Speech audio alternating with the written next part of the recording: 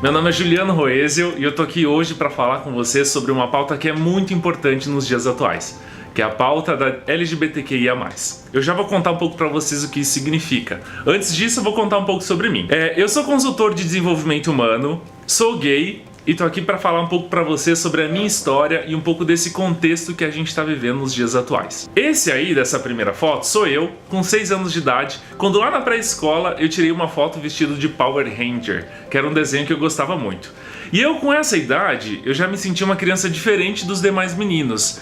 Eu não sabia direito exatamente o que era, mas eu sentia que eu tinha coisas que os outros meninos não tinham. Esse aí dessa nova foto sou eu, com 29 anos, há 2 anos atrás, quando eu tive a coragem de me assumir homossexual, de me assumir gay para as pessoas da minha família e para o mundo.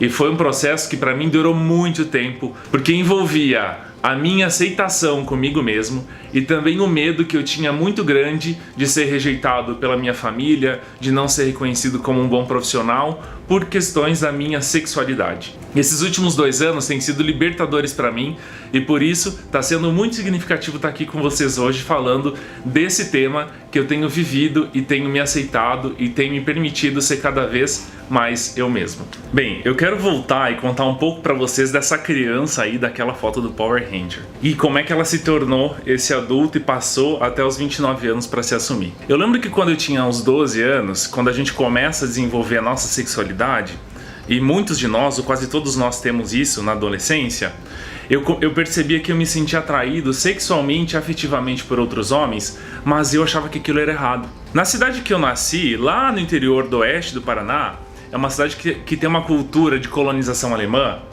uma cidade bastante conservadora. Minha família é católica também, então tem valores que são muito fortes na minha família. E eu sempre ouvia na minha família comentários sobre um primo que também é gay, e comentários que não eram nada positivos. Logo, eu entendia que eu não queria ser aquilo que aquele primo era. Portanto, eu não posso ser gay porque ser gay não é uma coisa legal. E eu fui construindo esse pensamento, e eu lembro que na minha adolescência, quando eu me percebia achando algum homem bonito ou atraente, eu me dava tapas na cara para me punir de que eu não poderia fazer aquilo, porque isso seria um tremendo desgosto para os meus pais. E eu fui carregando isso comigo, e com 17 anos eu pedi aos meus pais para me emanciparem. O que é emancipar? É antecipar a maioridade. E eu fui embora de Marechal Cândido Rondon para Foz do Iguaçu, que é uma cidade um pouco maior, que é uma cidade que eu moro até hoje. E hoje eu entendo que eu busquei Foz do Iguaçu para construir o meu futuro profissional, mas também para que eu pudesse ser eu mesmo. Já que em Foz tinha uma outra cultura, uma outra vida, já era muito mais comum a vida gay. E a partir dos 17 eu fui ainda com esses pensamentos que tinha lá da minha infância, da minha família, carregando comigo. E tinha muito medo da rejeição profissional, de não ser contratado pelas pessoas, de não ser promovido. Então, com 29 anos é que eu tive coragem, com um processo terapêutico profundo, de me assumir e me aceitar para todo mundo. Bom, uma coisa que eu penso que é muito importante compartilhar com vocês, e a gente já começar a pensar, é sobre alguns termos que nós usamos ou que são comumente usados, mas que não soam muito bem. Por exemplo, opção sexual. Não é adequado nós falarmos opção sexual porque a gente não está falando de uma escolha, de uma opção. O correto é nós falarmos sobre orientação sexual. E quando a gente fala sobre orientação, não tem um processo de escolha, mas sim de aceitação dessa orientação. E na minha história, na minha vida, esse foi o processo mais desafiador. Foi aceitar a minha própria sexualidade. Se pra mim, que sou gay, já foi difícil aceitar a minha homossexualidade, imagine para pessoas que não têm noção nenhuma do que é isso, de que é uma orientação, o quanto nós temos desafios hoje de trabalhar com a aceitação, com a inclusão e não com a rejeição ou com a exclusão. Então, para começar a nossa conversa aqui também, quero trazer um pouco do que significa esse termo LGBTQIA+. O L é de lésbicas. Quem são lésbicas? São mulheres que se sentem atraídas afetivamente e também sexualmente por outras mulheres. É um termo que é mais comum da gente conhecer. O G é de gay. Gay, assim como as mulheres que se sentem atraídas afetivamente por outras mulheres, são homens que se sentem atraídos por outros homens. O B é de bissexuais. O que é bissexual? É uma pessoa que se sente atraída tanto pelo gênero masculino quanto pelo gênero feminino, né? Comumente que a gente chama homens e mulheres. Esses são considerados bissexuais. Existe um estigma muito grande que uma pessoa que é bissexual é porque ela é indecisa, está em cima do muro, e não tem nada disso. Uma pessoa pode sim gostar dos dois gêneros e se sentir atraída da mesma forma pelos dois. O T vem de transexuais, travestis, transgêneros. Essas três categorias são incluídas dentro da letra T. O que significa isso, gente? São pessoas que se reconhecem com a identidade de gênero diferente daquelas que elas foram identificadas ao nascer. Por exemplo, eu sou um homem e eu tenho pênis, mas mulheres trans, por exemplo, nasceram com um corpo biológico de homem, mas elas não se reconhecem como a alma de homem, mas se reconhecem como a alma de mulher.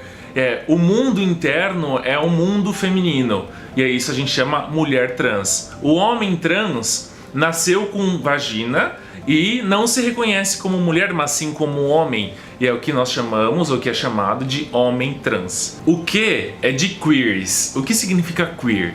É uma pessoa que navega entre o masculino e o feminino. Hoje é muito conhecido como as drag queens, por exemplo, né? Eu sou homem, me reconheço como homem, mas em alguns momentos eu me visto como mulher e me reconheço como uma mulher. Isso é muito comum em ambientes mais artísticos. Por exemplo, no Brasil é muito conhecido Pablo Vittar. Pablo Vittar não gosta de se reconhecer com um termo, mas a gente pode entender um pouco mais do que significa queer a partir de uma personalidade como ele. Outro personagem que foi muito famoso, queer, foi o Jorge Lafonda, a Vera Verão, muito conhecida no Brasil aí nos anos 90. O I é de intersexual. O que é intersexual? É uma pessoa que tem o corpo físico, o corpo biológico, que é constituído não só do masculino, não só do feminino. Então tem muitas questões hormonais ou de cromossomos que tem tanto masculino quanto feminino dentro do próprio corpo. Antigamente isso era até chamado de hermafrodita. Hoje esse termo está em desuso e o termo adequado é intersexual. O A é de assexuada. O que é uma pessoa assexuada, gente? Uma pessoa que não se sente atraída afetivamente, sexualmente por nenhuma outra pessoa, nenhum outro gênero. Então são pessoas que não têm essa necessidade, esse desejo de construir relações afetivas e sexuais. E o mais são todos os outros gêneros que nós conhecemos ou que estão aí no mundo, que podemos ir categorizando novas possibilidades, como por exemplo os pansexuais, que se sentem atraídos por pessoas. Se sentem atraídos por seres humanos. Isso é o que significa um pansexual, por exemplo, que hoje está incluído aí na letra mais do LGBTQIA+.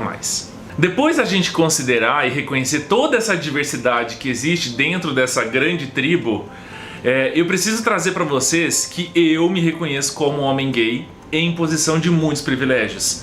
Eu, por ser um homem gay, branco, tenho 1,97 m de altura, que me dá outros privilégios tantos de imagem, de abrir portas de oportunidades.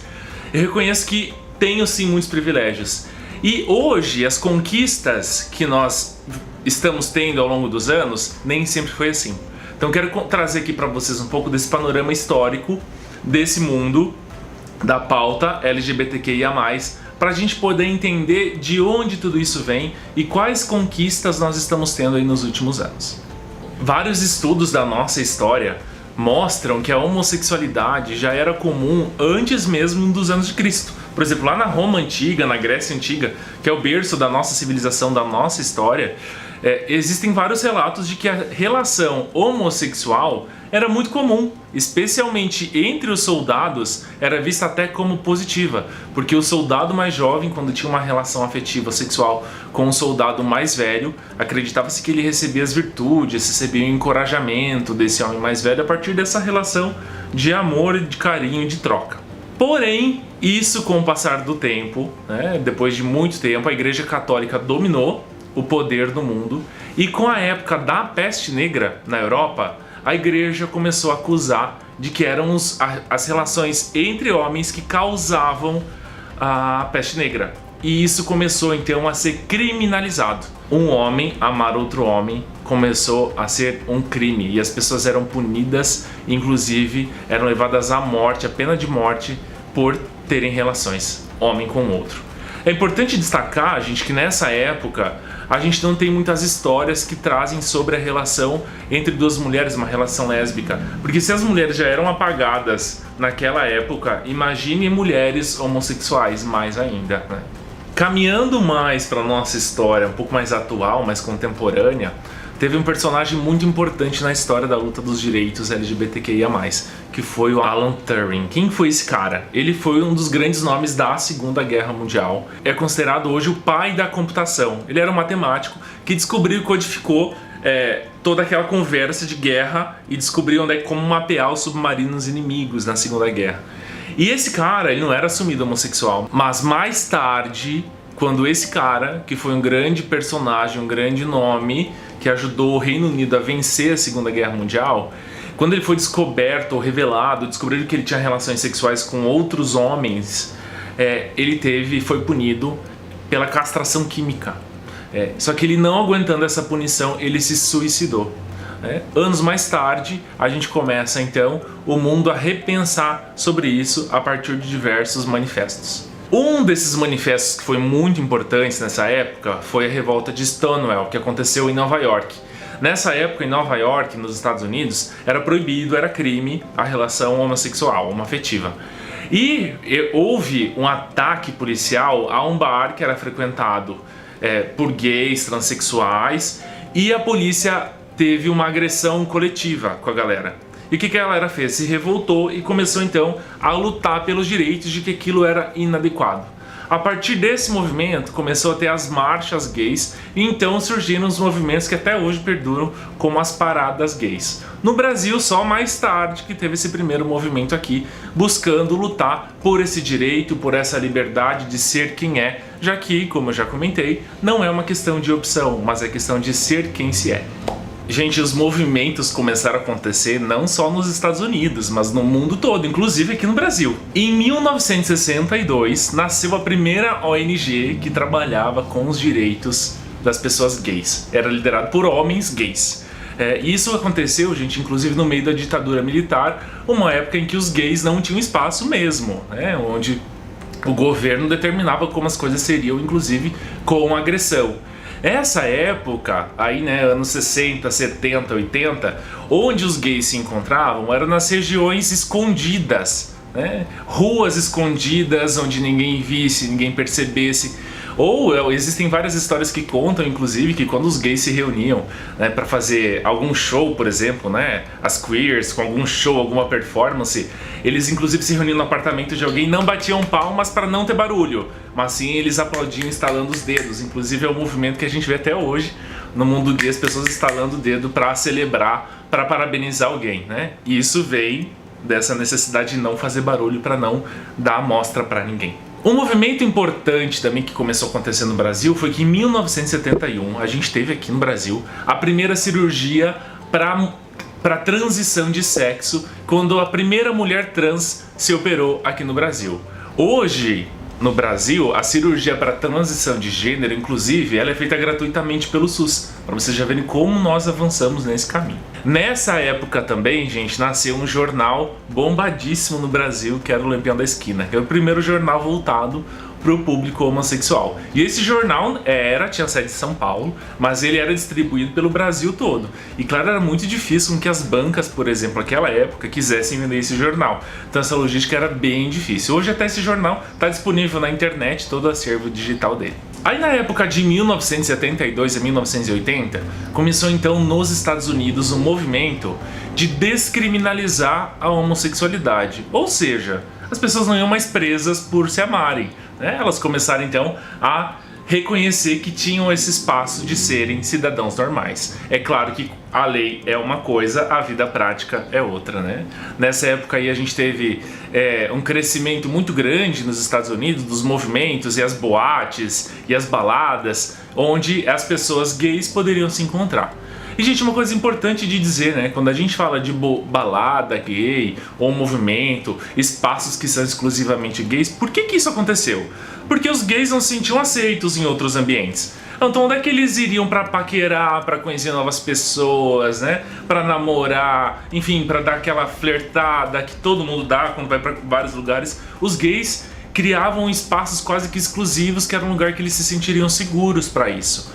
Então, até pouco tempo atrás, isso foi muito comum na nossa realidade, né? Pelo menos lá em Foz do Iguaçu, eu moro em Foz do Iguaçu há 14 anos, e quando eu fui morar em Foz, as baladas que eram na época GLS ainda, elas ficavam em ruas escuras, as pessoas estacionavam os carros longe da balada, que era para ninguém reconhecer. Então o medo de se assumir era muito maior. Mesmo que a homossexualidade ela deixou de ser criminalizada, ela ainda era reconhecida nessa época como uma doença. E o Brasil foi um dos países, inclusive na América Latina, foi o primeiro país a definir lá em 1985 que ser gay, ser homossexual não era uma doença mental, como era tratado até então. Isso aconteceu por um movimento social, né, o Grupo Gay da Bahia, conhecido como GGB, foi esse grupo que pressionou o Conselho Federal de Medicina para que então deixasse de ser doença. 5 anos depois, 1990, o ano que eu nasci inclusive, talvez não por acaso, brincadeiras à parte, mas foi o ano em que a OMS, essa mesma que cuida e direciona as questões da pandemia do Covid, por exemplo, ela tirou a homossexualidade da lista de doenças. Outro termo importante, gente, algumas pessoas chamam homossexualismo, e esse termo também não é correto. O correto é a gente falar homossexualidade. Por que não é correto? Ismo, o sufixo ismo de homossexualismo tem a ver com doença. Então até os anos 90, quando era tratado como uma doença mental, era chamado de homossexualismo. Agora não cabe mais a gente dizer isso, é homossexualidade o termo adequado. E agora caminhando para os movimentos mais atuais, né, já dando um passo grande aí em 20 anos, em 2010 a gente teve um avanço bem importante, já trazendo aqui para o nosso contexto do Brasil, que foi a permissão de que casais homoafetivos pudessem adotar crianças. Hoje em muitos países, inclusive da América Latina, isso ainda não é permitido. Em alguns países apenas um indivíduo homossexual pode adotar uma criança, mas um casal homoafetivo ainda não pode. Isso desde 2010 já é uma conquista, uma autorização aqui no Brasil. Eu, inclusive, tenho vários amigos que têm filhos adotivos e é muito bonito ver o quanto essa criança nasce, cresce numa família com muito amor.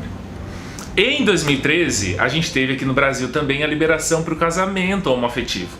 Aqui na América do Sul, a Argentina e o Uruguai foram países pioneiros nessa liberação. O Brasil, então, em 2013, autorizou que pessoas do mesmo sexo, do mesmo gênero, pudessem ter um casamento. Mais tarde, gente, em 2019, foi incluída a criminalização da homofobia e da transfobia.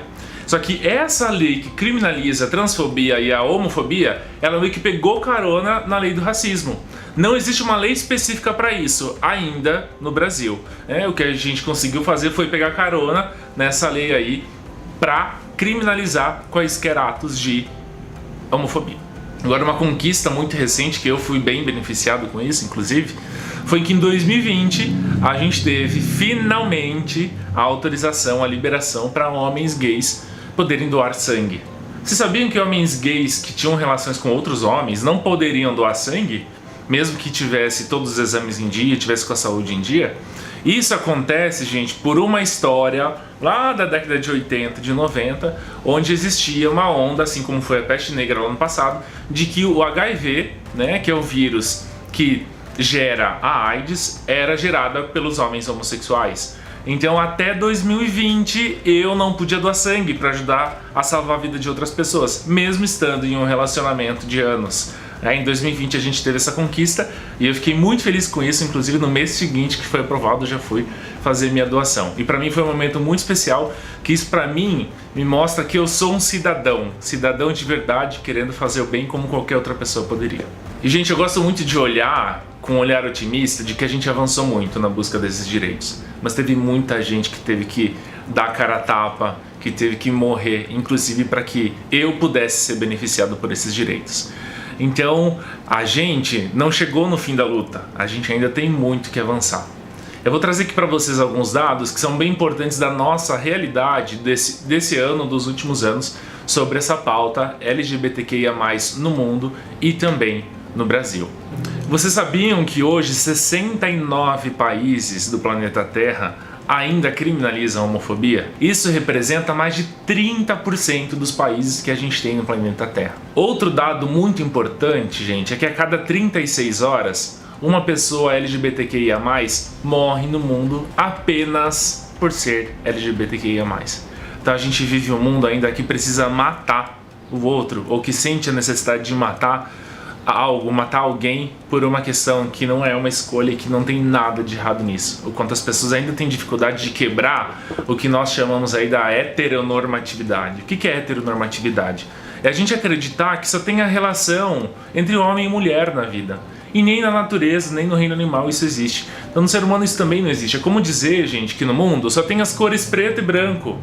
Que a gente só tem a temperatura fria e quente, não tem morno, não tem temperaturas entre isso. Então dizer que existe somente relações heterossexuais é dizer que só tem duas opções. E a gente tem inúmeras série de opções de pessoas e de formas de se relacionar, formas de amar outros seres humanos. Em 2020, com relação a 2019, nós tivemos aqui no Brasil um aumento de 17% de morte de pessoas trans, em que geralmente são cruelmente assassinadas por facadas ou enforcadas, ou são mortas de maneira muito cruel. E é muito comum, gente, que hoje as pessoas trans, por não conseguirem um espaço no mercado de trabalho, nas organizações, elas acabem tendo que se prostituir, para que tenham um ganho, tenham um recurso para manter a sua sobrevivência. E a maioria dos casos de morte de pessoas trans são de homens que, após contratarem uma pessoa trans para um programa, para uma relação sexual, acabam matando-as, com o próprio desafio, muitas vezes, de lidar com o próprio prazer, ou de aceitar o próprio prazer que tiveram com uma pessoa trans. Ainda nesse tema da hipersexualização das pessoas trans que a gente tem, o Brasil hoje, de cada 10 mortes de pessoas trans no mundo, 4 são no Brasil. O Brasil é o país que mais mata as pessoas trans no mundo. E também é o país que mais consome pornografia de pessoas trans. Hoje a expectativa de vida de uma pessoa trans no Brasil é de 35 anos. É metade do que outras pessoas têm no Brasil, que gira em torno de 70 a 75 anos. É muito pouco, né, gente? É viver com muita ameaça do mundo. Vocês já imaginaram como é se sentir ameaçado todo dia, a todo momento, quando você sai na rua? Trazendo dados sobre o ambiente de trabalho, uma pesquisa feita recentemente pelo LinkedIn reconheceu que 50% das pessoas LGBTQIA+, elas não falam abertamente sobre a sua sexualidade no trabalho. E desses 50%, 25% diz que não fala sobre isso porque tem medo de alguma forma de ser rejeitada ou retalhada ou de sofrer alguma consequência. Ah, Juliano, mas precisa falar sobre a minha sexualidade no trabalho? Não é sobre precisar ou não precisar. É sobre ser você mesmo em tudo que você é, em todas as suas qualidades, em todas as suas características. Hoje eu reconheço, gente, que eu, por ser gay é mais uma das minhas características. É só mais uma das minhas características. E que isso não muda em nada. Tudo que eu tenho de habilidade, tudo que eu tenho de qualidade, também tudo que eu preciso melhorar. Ser gay é mais uma característica, assim como eu tenho 1,97 m, sou loiro, tenho olhos claros, é mais uma característica minha. Essa mesma pesquisa mostrou que essas pessoas que foram entrevistadas, 35% disse que já sofreu de alguma forma alguma discriminação no ambiente de trabalho. E é muito comum que a gente não reconheça quando nós estamos discriminando, mas que a gente precisa sempre estar atento o quanto muitas vezes nós estamos contribuindo para que essa pessoa não se sinta aceita, não se sinta pertencente, não se sinta bem-vinda, acolhida no ambiente de trabalho. Eu penso que uma coisa importante de trazer para vocês também, gente, é que eu estou falando aqui de um lugar de um homem gay. E eu trouxe aqui um pouco para falar de lésbica, de trans, travestis, queers. E essas pessoas, dessas identidades, não são identidades que eu me reconheço. Então, por isso eu trago muito do meu lugar de fala, que é de um homem gay. Eu sempre indico e sugiro muito para vocês que a internet está cheia de informação, está cheia de gente querendo nos ensinar a como lidar e como respeitar com essas pessoas. E uma coisa que a gente não pode mais aceitar é que as pessoas continuem morrendo por serem quem elas são. Que as pessoas continuem morrendo apenas por quererem amar outras pessoas. Até quando a gente vai continuar permitindo que as pessoas morram por isso? O que é que a gente pode fazer juntos para que essas pessoas tenham cada vez mais espaço, para que elas se sintam cada vez mais respeitadas, para que elas se sintam cada vez humanas, na nossa vida pessoal, no nosso trabalho, no ambiente político, em todos os lugares que a gente convive. Gente, é isso que eu queria trazer para vocês hoje. Eu espero que essa mensagem toque o coração de vocês, faça vocês pensarem um pouco mais sobre como nós estamos olhando a diversidade da sexualidade no nosso mundo. E eu sempre digo, não tem outro caminho senão a gente aceitar e incluir essas pessoas na nossa vida. Foi um prazer estar aqui com vocês, muito obrigado e contem comigo para o que precisar.